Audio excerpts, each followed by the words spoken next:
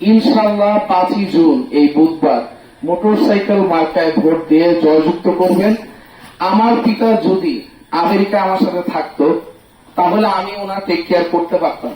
প্রত্যেকটি সন্তানেরই ইচ্ছা হয় তার পিতামাতা ভালো থাকুক, যেমন প্রতিটি পিতামাতার ইচ্ছা হয় তার সন্তান ভালো থাকুক।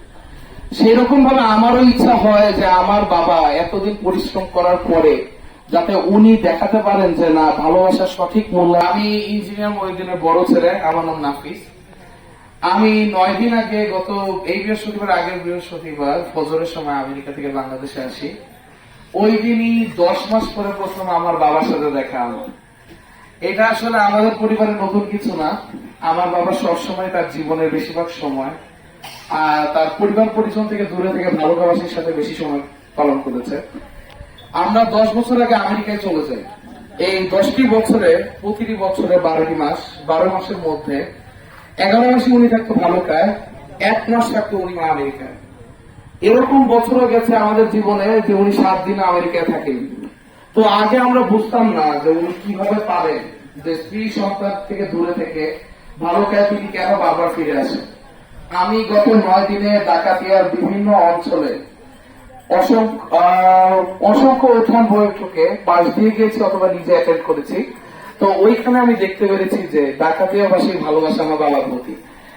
ওনার আহ্বানে, ওনার পক্ষে ওনার নেতা কর্মীদের আহ্বানে অসহ্য গরমের মধ্যেও যখন দেখি যে শত শত মানুষ আসে দুটি কথা শোনার জন্য ওনার পক্ষে, তখন আমি বুঝতে পারি আপনাদের ভালোবাসার কালে উনি বারবার ফেরত আসে। তো গত 34 বছর ধরে উনি যেহেতু আপনাদের সাথে ঘুরছেন, উনি কিন্তু এখন আপনাদের পরিবারের অংশ হয়ে গেছে। 34 বছর ধরে একটি মানুষ যদি আপনার পাশে থাকে, সে তখন কিন্তু শুধু বন্ধু থাকে না, সে হয়েছে আপনার ভাইয়ের মতো, ঠিক কিনা? আচ্ছা, তো আপনার ভাই হিসেবে, আবার কারো সন্তানের বয়সী উনি, ভাই ও সন্তান হিসেবে আপনাদের প্রত্যেকের আমি মনে করি দায়িত্ব যে ওনাকে খালি হাতে এইবার ফিরিয়ে দিবেন না আপনারা। আমি বিশ্বাস করি যে উনি আপনাদের পরিবার মনে করে, আপনারাও তাকে পরিবার মনে করে ইনশাআল্লাহ 5ই জুন এই বুধবার মোটরসাইকেল মার্কায় ভোট দিয়ে জয়যুক্ত করবেন। আমার পিতা যদি আমেরিকা আমার সাথে থাকতো তাহলে আমি ওনার টেক কেয়ার করতে পারতাম। প্রত্যেকটি সন্তানেরই ইচ্ছা হয় তার পিতামাতা ভালো থাকুক, যেমন প্রতিটি পিতামাতার ইচ্ছা হয় তার সন্তান ভালো থাকুক। সেরকম ভাবে আমারও ইচ্ছা হয় যে আমার বাবা এতদিন পরিশ্রম করার পরে যাতে উনি দেখাতে পারেন যে না, ভালোবাসার সঠিক মূল্যায়ন আমি পেয়েছি। এর জন্যই আমার আশা। এবং আমি আমার বাবাকে যেহেতু আমার সাথে পারবো না, আমার বোঝা হয়ে গেছে, তো আমি মনে করি যে উনি যেহেতু আপনাদের সাথে থেকে যাবেন তার জীবনের শেষ দিনগুলো পর্যন্ত, আপনারা তাকে জয়যুক্ত করুন।